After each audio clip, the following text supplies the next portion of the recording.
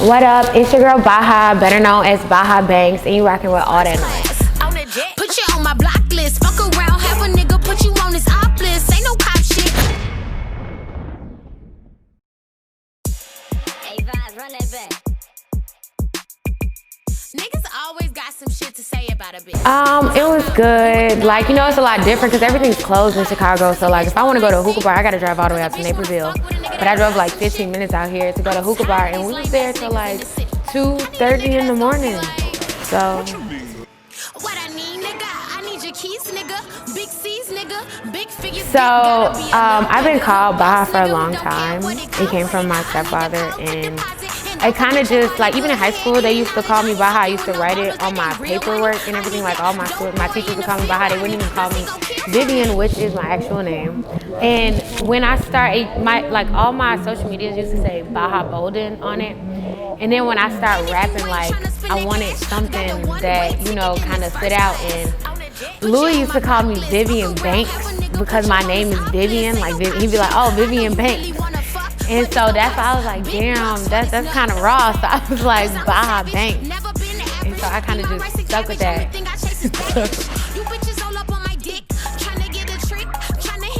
Yeah, I'm actually from Chicago. I'm from the South Side. A little bit over east. I'm also from Beverly because my family's kind of split between the two. But like Southwest, yeah.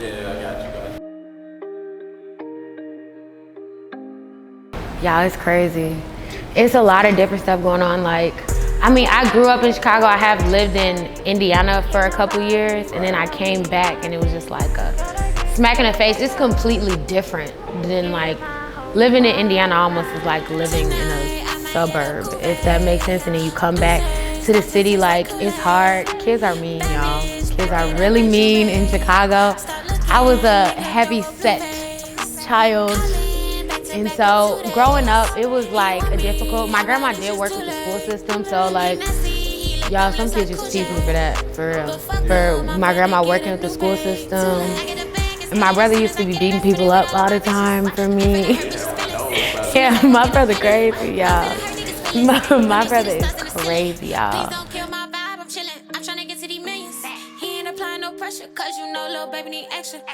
There are a few that I have collaborated with. I collaborated with Franchika, and me and Jazz are working on putting something together. But my girl Key, like, I really want to do a song with her, like a turned up type of song, like party vibe. And I really wanted to do it for the summer, and it's like COVID came and just smashed it apart, killing my vibes.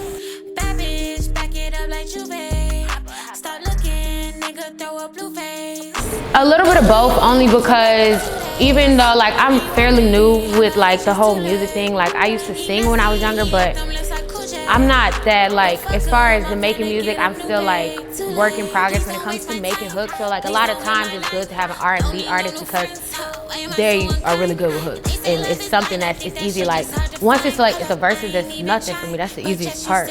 But the hooks, like, you know, you want them to be catchy. They gotta have a certain type of vibes. And I think a lot of R&B artists have that because you don't always want to hear a song nonstop or somebody just rapping going straight through. And I think that's why a lot of rap artists now are incorporating, like, the R&B and the pop as far, like, singing on their own hooks, like, even if it's with auto-tune or not, because it kind of makes a song, especially in this generation.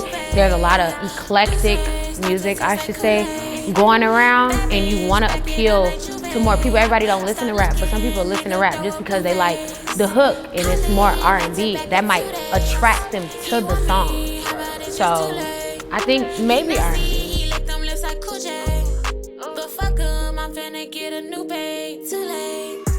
Wow, I don't want to be cliche because everybody always tells me this, like, Meg Thee Stallion. I like the way she raps. Like, it's really gritty. It's not cute, if that makes sense. And I have a bad mouth. Like, anybody that knows me knows I have no filter. I literally swear like a sailor on leave.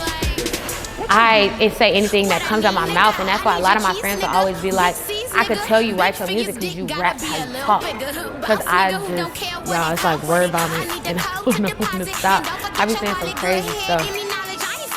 for ballers, that ain't real money. I need that dope boy in the field money. Plus he gon' kill for me. It's really fun. If you ask me, like, in the studio and being in my house is two different vibes to me. Like, when I'm in the house, I can write a song in like 15 minutes because I'm in my own space and I'm comfortable. But like, I hate being in the studio at night. So like, I try to go early in the day. But most of the time I try to go to the studio after I already got everything I want, because I hate, as I say, wasting time in the studio. It's just the vibe is not the same. Like, I can write in the studio. Like, me and Chase just made a song in LA 2 weeks ago. And it actually didn't take that long, so I've been getting better with COVID because I've been going to the studio a lot more, so I've been spending time there trying to write too as people send me beats.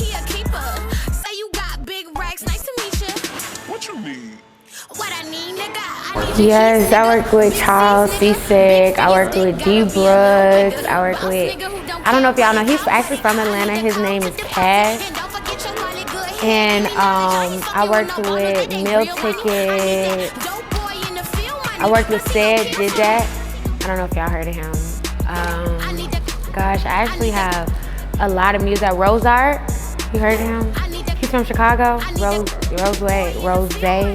I don't know how to pronounce it correctly, his IG name, but yeah.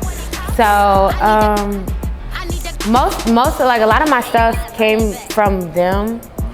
So that's who I can think of off the top of my head. Like, I do have a lot of other music where I just can't think of the producers' names off the top of my head. These are just people that I have worked, like, I have a lot of music with them. What you need? What I need, nigga. Need that, y'all. It's a girl anthem. Like, even the beginning when I got like the dialogue, it was like a freak out, because that's just how I really felt. Like, guys always have something to say about a girl who wants more in a man. Cause I'm a hoe if I date a nigga with money. But if you fucking all these little girls, like, you know, if you messing with all these little girls, like, oh, you're getting a pat on the back.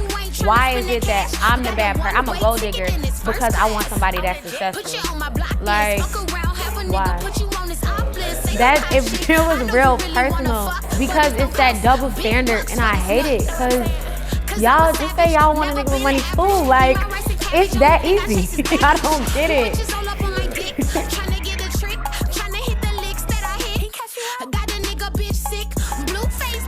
I feel like everyone's in competition with each other. We don't know how to assimilate, like, Atlanta is really good on that. Like, it be like underground artists, and it's always an artist that's from their city that brings them out.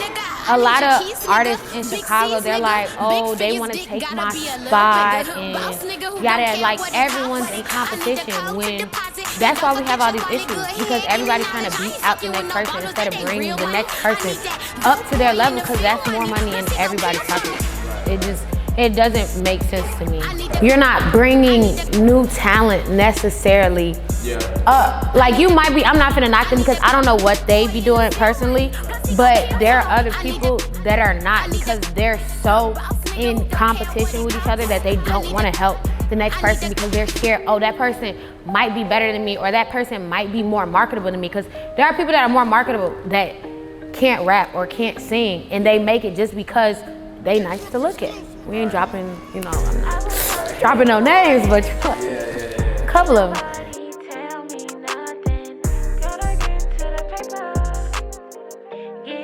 100%. That's just how. But we don't get the same attention as males do. And that's the issue, because some of them, y'all know y'all listen to songs and you don't even know what they saying, but y'all blasting these songs just because, and you know it's not good. And that's another thing, we put male artists on such a higher like level than women, and a lot of the women in Chicago are better than the males. Not all of them, but like, y'all know.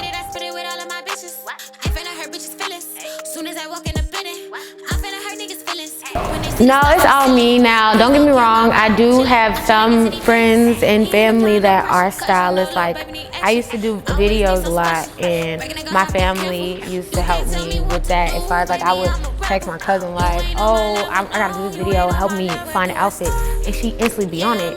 And then I have some friends that also work in the like style industry, and they would help me. But like most of the is just like, oh, I'm online looking. I'm like, oh, I like this. Let me get this, and when it get here, I'm gonna figure out how it works.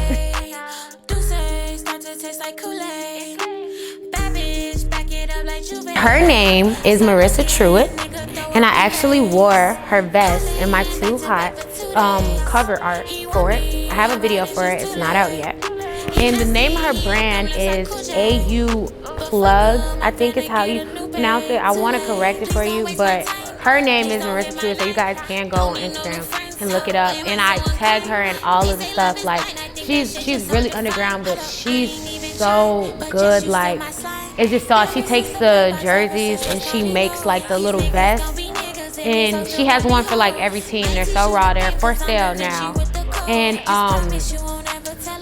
another brand is Eugene Taylor brand. I've had a lot of clothes made by her. Her name is Letitia. She actually made me a lot of clothes. She made me my first outfit for my Need That video, and she ended up making that same outfit like in 2 other colors for me. Cause she's really good. She has even like a Diana Ross collection that's so, it's like inspired by Diana Ross. It's so beautiful. Like I'm obsessed with it.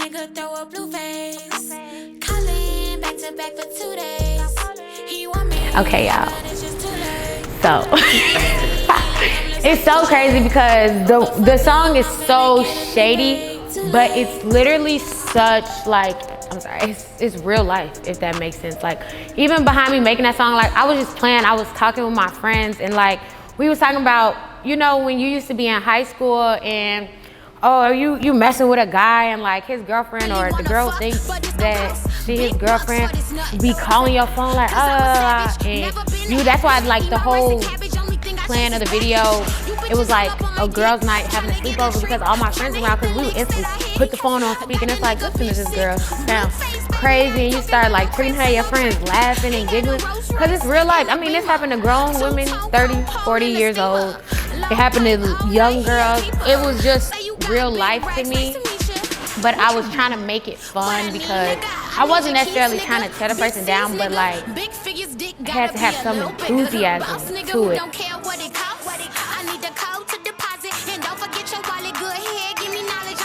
I actually do have a video for Too High. It's not out yet. I have a video, I have a trailer. I don't know yet. I want to tweak it a little more. I have like OCD, like I'm obsessed with being perfect, like perfection, and so it's not ready to me, if that makes sense.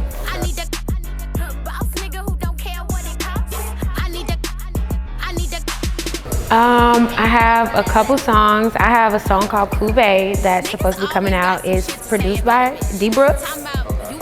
And it's a really fun, like upbeat, it's kind of that eclectic sound that mixes like pop and hip hop together, if it makes sense, because it's kind of like, it's got a lot of guys that have heard it because I performed at Oreo Fest. They like it and they like love it, but like I really made it for girls because even when you hear the song, like what I'm saying is kind of like, fuck boys. Like it's all about like, I'm gonna go out with my girl and have fun, and then it's like, oh, he's blowing up your phone now, and it's like, it's too late. Like, oh well, literally.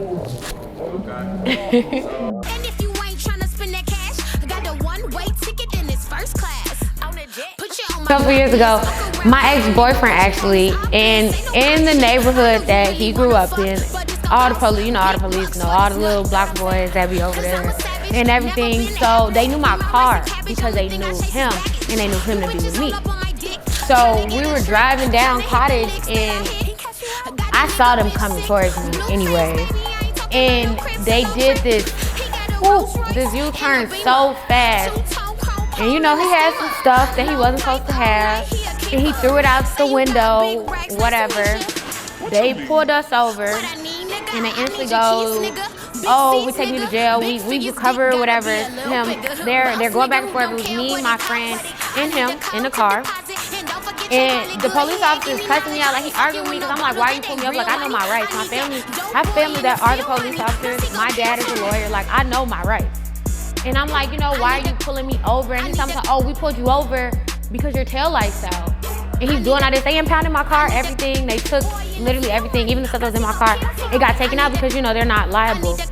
And the whole time he's like, oh, I pulled you over because your taillight out.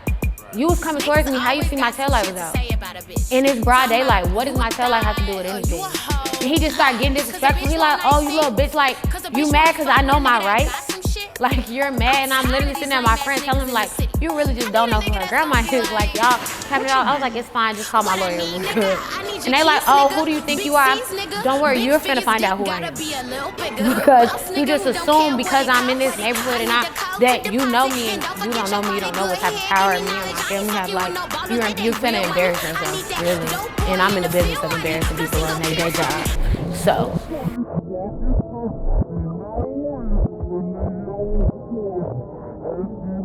It was a senseless crime. Like, it never had to go that far for them to say that, oh, whether he was using a counterfeit card or whatever, if a counterfeit card or a counterfeit $20 bill or something, it was excessive use of force that was unnecessary. And you all don't do that to white people. Y'all do that to us because you say that, oh, we're intimidating and you're scared of us. But the thing is, why are you scared? Y'all not scared of y'all, but y'all scared of us. Y'all took us and brought us here. And y'all scared of us. It doesn't make sense. We live in a country that you run, but you're scared of us. And so that's why it does not take 4 people to, subdue a man at all. Like, it does not. Especially y'all got guns. You think that man was finna be acting crazy and he sees everything that goes on the TV and he's telling you he cannot breathe. And they don't care. They don't see nothing wrong in what they do because it's excused all the time. And it's a joke. The whole system is a joke.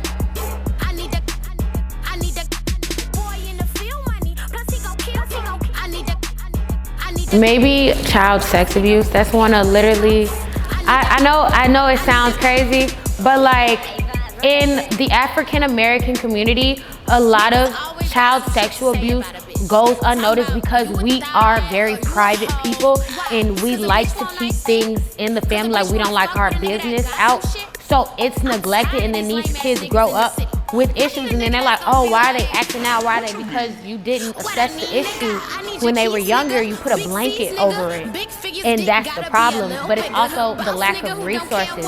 My mom is a counselor, and she deals with a lot of like troubled children, and a lot of issues that she deals with is children that are sexually abused, and they're so like unmoved when she talks to them. They're just like, oh yeah, this happened, and it's just so crazy that these are like 13-year-olds and 12-year-olds that they've been abused so long, they're so unaffected by it. And she deals primarily with African American children, and it's stuff that we don't publicize. Like, yeah, when the stuff goes on in like the Catholic Church, we publicize that, but we don't cover what's happening in our backyards, what's happening in our families, because we're afraid of the ridicule from the outside world. We're afraid of our kids getting taken away from DCFS because they treat us like the culprits when we sometimes have no choice but to leave our kids so that we can go out and make money to take care of our kids because the government is not helping. And then they want to know why our kids turn 16, 17 and they acting out and they acting wild because y'all didn't help us when we asked for help. So now they helping themselves.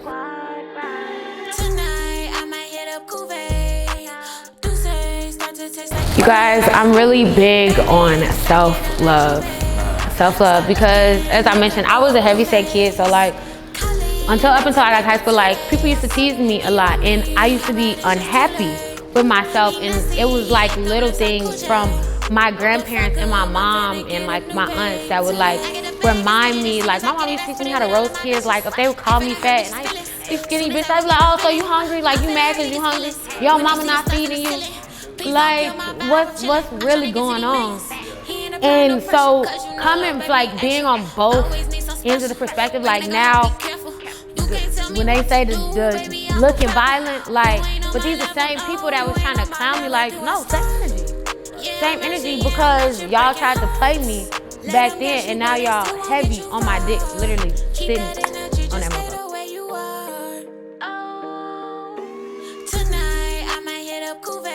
Yeah, I love Diana Ross. I love Diana Ross. New for Ooh, I love Rennie Rucci. Yes, like, I love her so much. No, that's my bitch. Yes, she raw. Trying to think who else as far as, Luther Vandross. Yes, y'all used to cry to his songs. I used to cry to his songs, yes, because people tell me sometimes when I talk, because I say stuff like, when people talking, I be like, I'm in the cornfield. And they be like, what? And I mean, like, ears of corn mean it's people listening.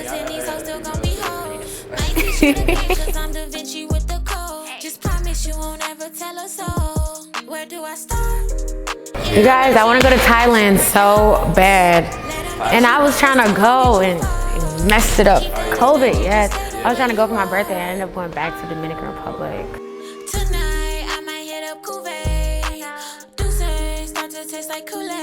Yeah, I had labels that reached out to me 2 weeks after I dropped Need That.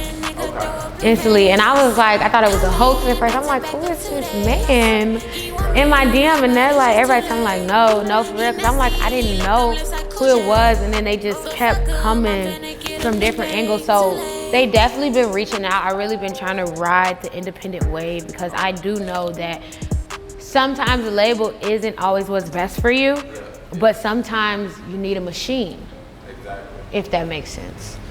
Because it's a lot easy for a lot of artists. They preach on, oh, now I want to be independent and blah, blah, blah. But you needed that machine to get you to the level of your fan base that can now allow you to be independent. So it's like, you know, you gotta pick and choose your battles.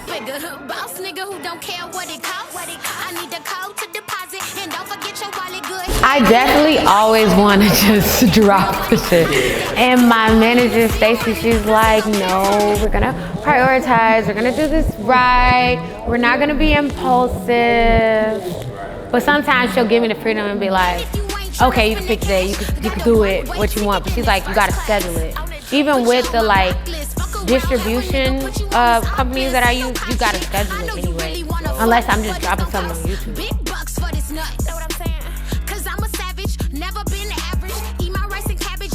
I am a full-time student and I am a full-time mom.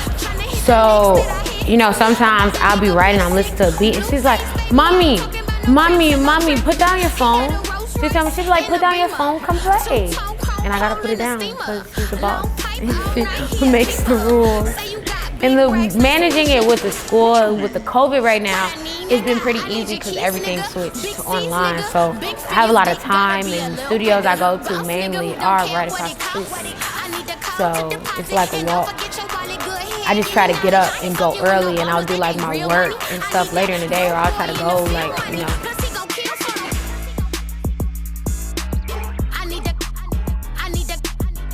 I don't know, y'all, because I'm crazy. Y'all, I don't know, I hate assholes because I got a bad attitude when I want to have one. So don't come to me with no bad attitude because I could talk a nigga into the ground. So. Niggas always got some shit to say about a bitch. Talking about you a thigh or you a hoe. Why? Y'all, I was singing in the choir, playing the piano and the saxophone. That's where I learned all of that, honestly. What you need? What I need, nigga? I need your keys, nigga. Big C's, nigga. Big figures. I created my mama, I created my grandma, my grandpa. Like, they all had a big influence on my life. Like, my grandma's an educator, so it was no way for me to fall through the cracks as far as education. And my mom, she is one of those where she got like the perspectives from both sides. Like, she grew up over east and she's from Pine Bluff, Arkansas, but she's very educated. Like, she's you'd never tell it that her ass is crazy. Oh no, I iced myself out. Big Bank, Baha, period. It's your girl Baha Banks, and thank you for rocking with AllDatNoise. Catch you later. I'm finna get a new babe. I get a bag and spit it as soon as I get it. I spit it with all of my bitches. I finna hurt bitches' feelings. Soon as I walk in the building, I'm finna hurt niggas' feelings. When they see the stars in the ceiling, please don't kill my vibe. I'm chillin'. I'm tryna get to these millions. He ain't applying no pressure, cause you know little baby need action. Always need so special. Breaking nigga heart, be careful. You can't tell me what to do, baby, I'm a rebel. You ain't on my level, no, you ain't on my level. Where do I start? Yeah, I'm at you, breaking hearts. Let them get you, but it still won't get you far.